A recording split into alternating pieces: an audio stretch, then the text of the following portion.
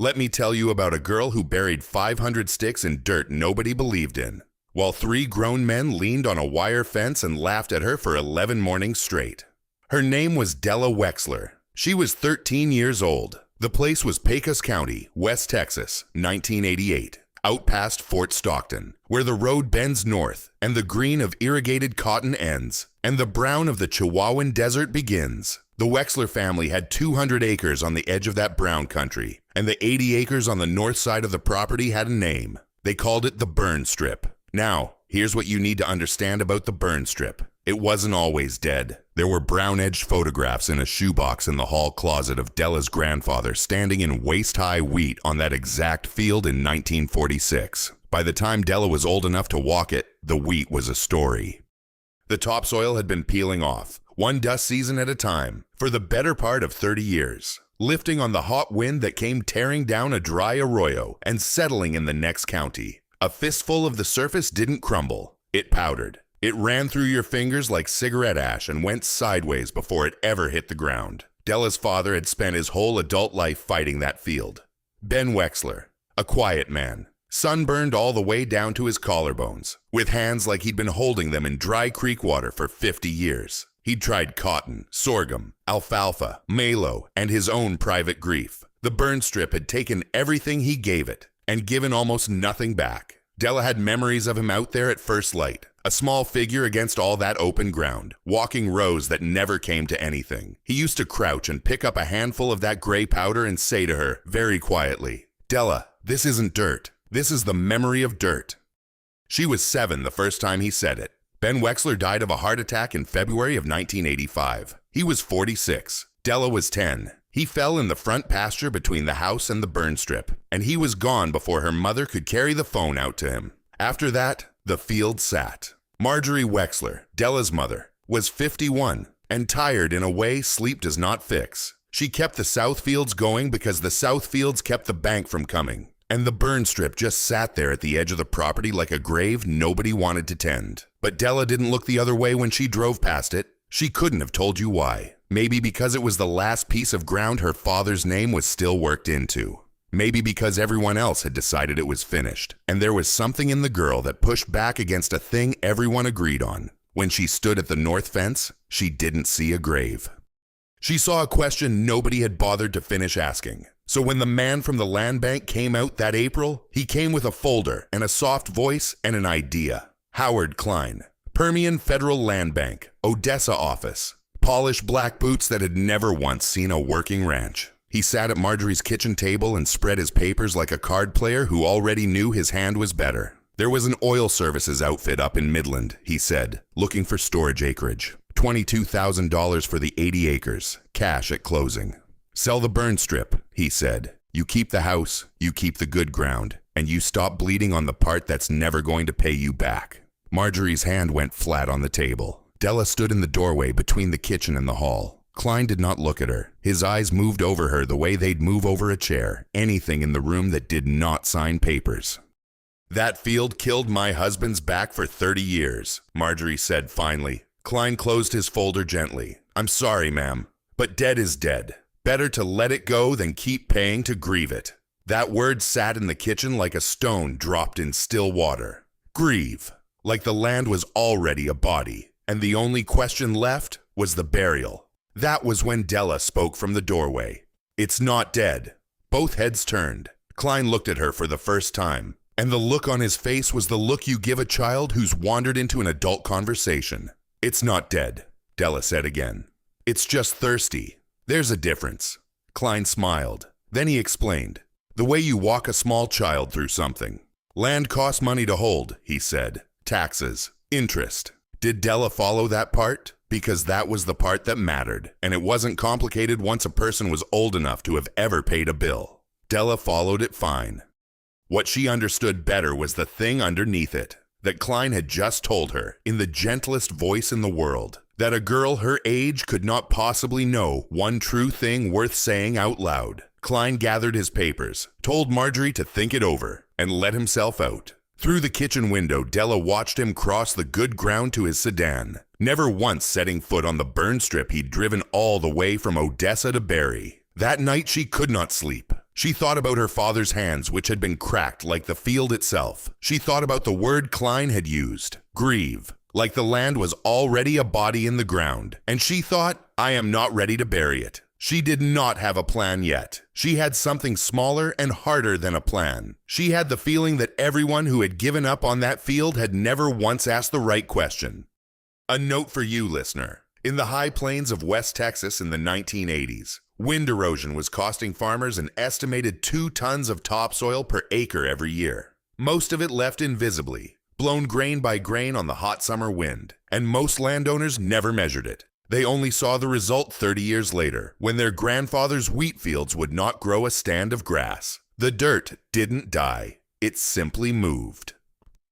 Part 2. The right question came to Della in the back of the public library in Fort Stockton, which is the last place anyone in Pecos County expected anything useful to come from. She'd gone in looking for a book on her father's reading list, a list she had found folded inside his Bible after the funeral. He'd written titles down over the years in his slanted left-handed script. The second from the bottom was a book called Hedgerow Farming for Dry Country by a woman named Louisa Dickinson, published in 1971. The library had 1 copy.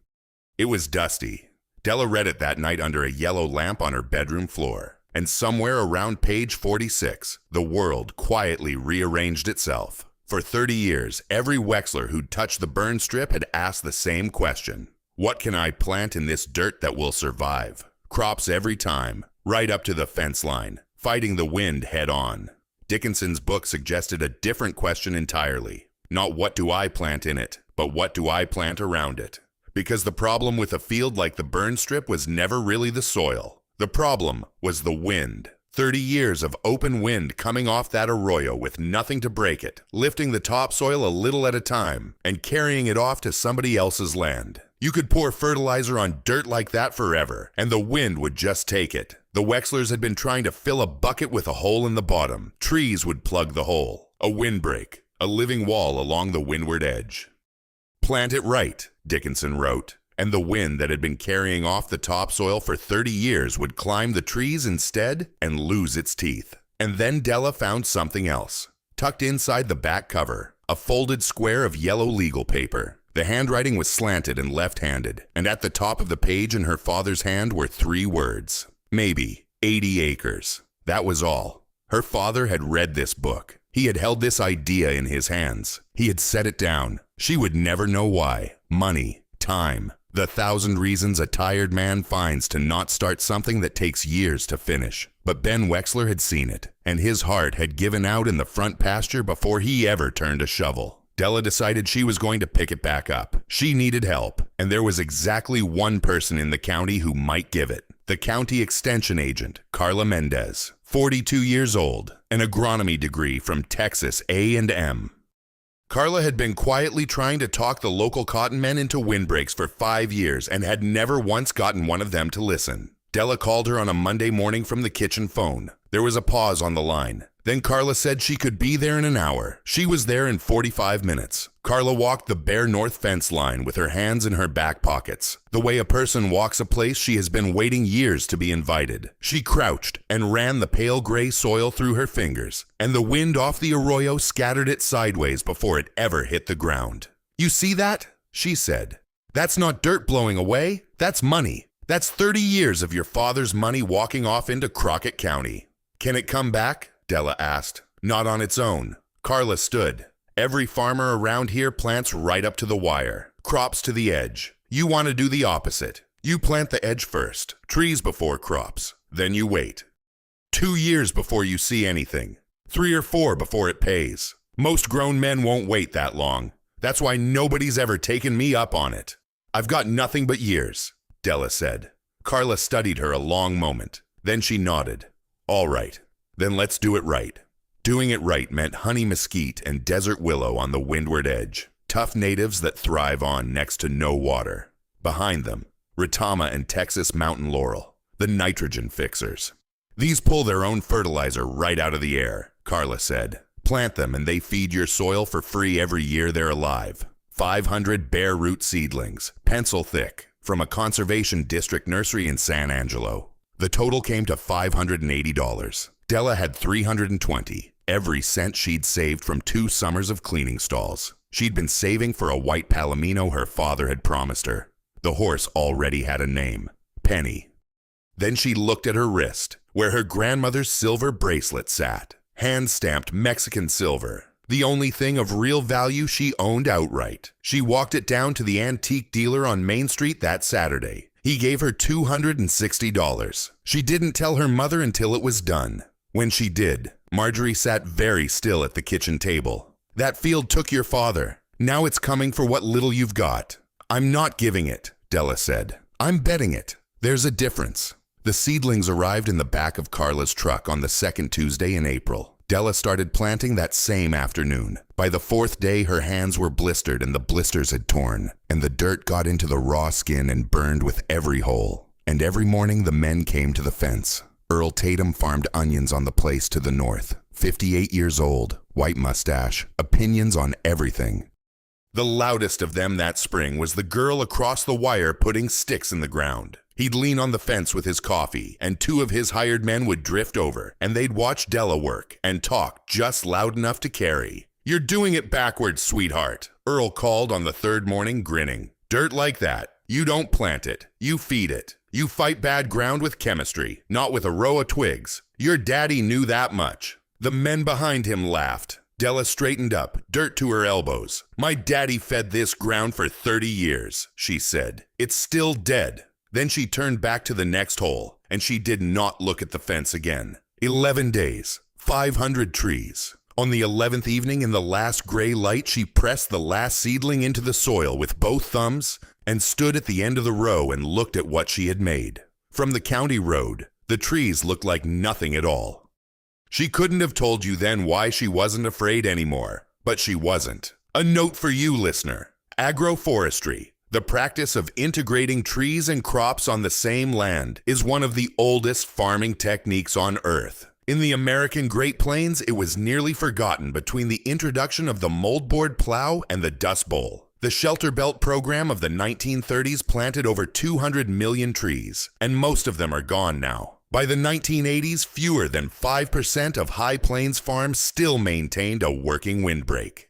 Part 3. For most of the first year, Earl Tatum was right. The seedlings sat in the gray ground and did almost nothing a person could see. A few inches of growth, a scatter of small leaves. From the county road, the windbreak was invisible. From Earl's side of the fence, it was a joke that aged into a nickname. "How's the graveyard, Della?" he would call, driving past. He thought it was funny every single time. Della wasn't watching the trees the way Earl was. She was measuring them. Height in inches, leaf count, soil moisture at 6 inches and 12 inches. And she started something Carla hadn't told her to do. Every time she pulled a soil sample, she saved a little of it. A glass canning jar scooped from the same spot by the fence post. The date scratched on the lid with a nail. She set the first one on a board shelf in the equipment shed. That jar was the color of cigarette ash. She had no plan for the jars. She just could not bring herself to throw the dirt out. Some part of her wanted to be able to prove later what it had looked like at the start. Then came July, and July nearly ended it. 47 straight days above 100 degrees. The young seedlings had no root system yet to reach down for water that wasn't there. Della walked the line one morning in early August with a knot already forming in her stomach, and she counted the trees that had gone brown and brittle and dead. 44 of them, stiff little skeletons where there had been green a week before. Earl saw it before she could even decide what to feel. He stopped his pickup at the fence, looked down the row, and laughed in a way that wasn't even cruel anymore. Just certain. The easy laugh of a man whose prediction had finally come true on schedule. That evening, Klein's second letter was on the kitchen table when Della came in. Same offer, $3,000 higher. Marjorie did not lay it down gently this time. 44 of them are dead, Della. I counted. I went out before you were up and counted every brown one. Her voice wasn't quiet. And then I called the man back and told him we'd think about it. Della looked up. You called him?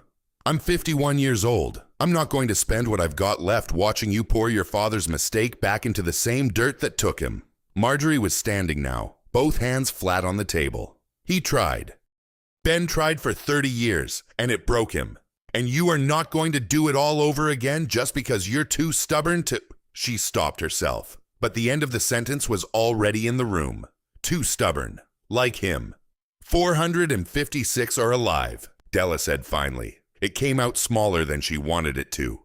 456 sticks, her mother said. Marjorie folded the letter and left it on the table and went to bed without saying goodnight. The letter ended up in the kitchen drawer beside the library book, folded once, waiting. Then Della went back out into the dark with 2 5-gallon buckets, and she walked to the well, and she carried water to 456 trees 1 bucket at a time, 2 trees at a time, until her shoulders gave out, and she switched arms and kept going. The moon came up over the burn strip. Somewhere across the fence, Earl Tatum was asleep, certain he'd been right.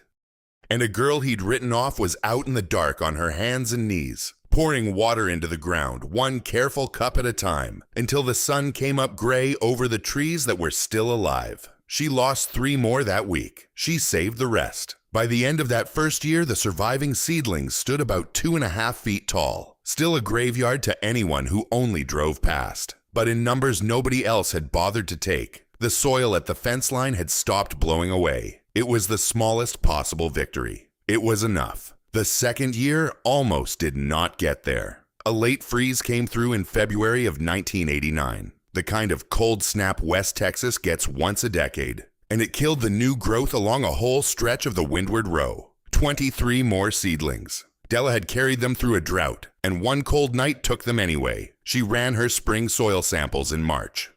When she set the new jar on the shelf beside the others, she could not see a difference. Gray. The same as the first. 2 years of work. A shelf of dirt that all looked the same. She sat in the equipment shed a long time that evening with the jars lined up in front of her. She'd traded a horse and a bracelet in 2 years of her life. Her mother had been right. Earl had been right. The soil hadn't read the brochure. She came as close to quitting then as she ever had. Closer than the 4th day of planting. Closer than the drought. There was no one at the fence to perform for this time. Just a girl and a row of identical gray jars and the quiet arithmetic of how wrong she might have been. She did not decide to keep going so much as fail to decide to stop. She kept the new jar, set it with the rest, and gave herself 1 more season. And then the change came. And it came on the wind. For as long as Della could remember, the wind off the arroyo had made 1 sound on the burn strip. A dry, hissing rush. The sound of open ground with nothing to stop it. That spring of 1990, standing at the fence, she heard something new. The wind hit the row of young trees, chest high now, some of the desert willows taller than her. And instead of tearing straight across the open ground, it broke against them. What came through on the other side was softer, a rustle instead of a rush. And behind the trees, in the strip that had been the most barren of all, something was growing that she had not planted. Grass. Wild, scrubby, volunteer grass. The kind that only takes where the soil stays put long enough to mean it. Della crouched and pushed her fingers down into the dirt, and it did not crumble. It held together. It was dark and damp 2 inches down. That afternoon she filled a jar and carried it to the shed. Against the gray of the early ones, this jar was darker. Not by much, but you could see it. A note for you, listener. A mature shelter belt can reduce wind speed in the protected zone by up to 70%. The protected zone extends downwind roughly 10 times the height of the tallest tree. The soil in that strip retains, on average, 40% more moisture than the unprotected center of the field. It does not happen all at once. It happens 1 season at a time, while everyone who said it wouldn't work is watching for something faster. Part 4. In the summer of 1991, Carla Mendez drove up to the Wexler place with a passenger, Dr. Helen Yoshida from the Soil Science program at Texas A&M, a researcher who had spent 15 years studying exactly this. Helen Yoshida walked the line with Carla, asking sharp, efficient questions in clipped sentences. And at one point she stopped and looked around at the trees and the obvious careful work of it. And she asked, not to Della but past her, to Carla, "So who's actually running the agroforestry trial out here? Whose project is this?" It was an honest question, and it landed like a small casual insult, because the answer was standing right in front of her holding a binder. Della had seen the look before. She'd seen it on Klein. It was the particular blindness of people who had already decided what a person like her was allowed to be. A girl was a kid. A kid was not a farmer. "She is," Carla said. She nodded at Della. "Whole thing, start to finish. I just answer the phone when she calls. Helen Yoshida turned. She looked at Della, at the 16-year-old in her father's old work shirt with dirt worked permanently into the creases of her knuckles. And Della watched her recalculate in real time. Della didn't argue. Instead, she walked Helen Yoshida into the equipment shed. The jars were 3 years deep by then, 36 of them on the board shelf, oldest to newest. Every lid dated in a teenager's handwriting. The ones on the left were gray, fine as cigarette ash. The ones on the right were almost black, crumbed and damp-looking even dry. The same dirt 3 years apart. Helen Yoshida stood in front of that shelf for a while. Then she said carefully that it was interesting, but anecdotal. A homemade sample series, no controls, no lab. Didn't prove what it looked like it proved. Then test it, Della said. She did not get defensive. Edge against center. I kept the center samples too. They're the ones with the blue lids. That stopped Helen Yoshida, because Della had 3 years of paired samples, a control she had set up at 13 years old with nobody telling her to, because something had told her a difference only counts if you have something to measure it against. The lab results came back 6 weeks later. The dead soil, the soil they had been offered money to bury, now tested richer in organic matter than the ground in the middle of the field. The shelter of the trees, Yoshida wrote, reached deeper into the field with every year they grew. Della read the email twice and didn't say anything. Then she walked out to the fence line in the evening light, stood among trees taller than her now, and thought about her father, who had written 3 words on a piece of yellow legal paper and never lived to read a sentence like that one. In the 4th year, for the first time, Della planted crops on the burn strip. Not up to the fence the way every farmer in the county did. She planted in the sheltered strip behind the trees. In the ground the windbreak had been quietly building for 3 years. Onions, bell peppers, sweet cumin. It came up like the field had been waiting its whole life to be asked. Word travels in farm country. That summer of 1992, the word about the Wexler burn strip reached a woman named Phyllis Carmody. Phyllis bought for an organic distributor out of Austin, and she'd heard a per-acre number she flat out did not believe. She drove 4 hours to stand on the field herself because she had learned a long time ago not to sign anything she hadn't put her own hands in. She walked the rows for the better part of an hour. Della walked a few steps behind her and said nothing, because Carla had taught her that the work either speaks for itself or it doesn't. At the end, by her truck, Phyllis turned around. "Who taught you to do this?" Della looked back toward the trees. "A man who failed at it first," she said. "My father. He saw it before I did, years ago. He wrote 3 words on a piece of paper and folded it inside a library book. He just stopped where it got hard, ran out of time or nerve or both. I didn't stop there. That's the only difference between us." Phyllis studied her, and whatever she saw seemed to settle something. Then she made an offer. A purchase contract for the burn strip's organic crop. 3 years guaranteed, at a premium well above the going market rate. There was one condition. The trees had to stay. The trees were not a feature of the deal. The trees were the deal. Marjorie signed it at the kitchen table where 5 years earlier, a man with a folder had told her dead was dead. When she finished, she slid the paper across to Della and tapped her name in the body of the agreement. "Your name belongs on this more than mine," she said. I just held the pen. In the 5th year, Pecos County published its annual agricultural report. The Wexler burn strip was at the top of it. The best per-acre organic yield in the county. It was the same harvest morning that Earl Tatum finally stopped. Della had watched his truck go past once, twice, 3 times. On the 4th pass, the truck slowed and pulled onto the shoulder, and Earl Tatum got out and walked to the fence. He didn't lean on the wire the way he used to. He stood with his hands at his sides and looked up at the trees, 12 feet tall now, a living green wall where there had been a row of pencil-thick sticks 5 years before. "I want to do this," he finally said. "On my south line. My south field's going the same way yours was, blowing away a little more every year. I've watched it happen and told myself there was nothing to be done." He stopped. "I want to do what you did." She didn't gloat. She had imagined this moment more than once in the early years, and in the imagining it had always felt like winning. Standing there now, it didn't feel like winning. It felt like something quieter and a great deal better than that. "I'll show you," Della said. "Same way somebody should have shown my daddy before he gave up on it." There was one more thing. Carla told her about a USDA program called EQIP that paid back up to 75% of windbreak costs. Della went very still. She'd have gotten most of her $580 back. She thought about the silver bracelet. She thought about the white palomino her father had promised her. Then she thought about every other person in Pecos County with a dead fence line who didn't know what she knew now.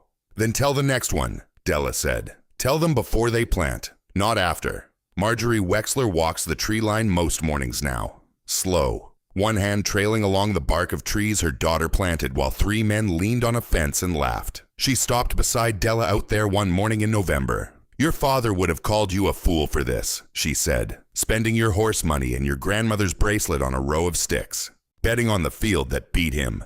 Della watched the wind move through branches Ben Wexler had circled 3 words about and never lived to see. I know, she said. That's why I had to finish it. He saw it too. He just ran out of years before he ran out of doubt.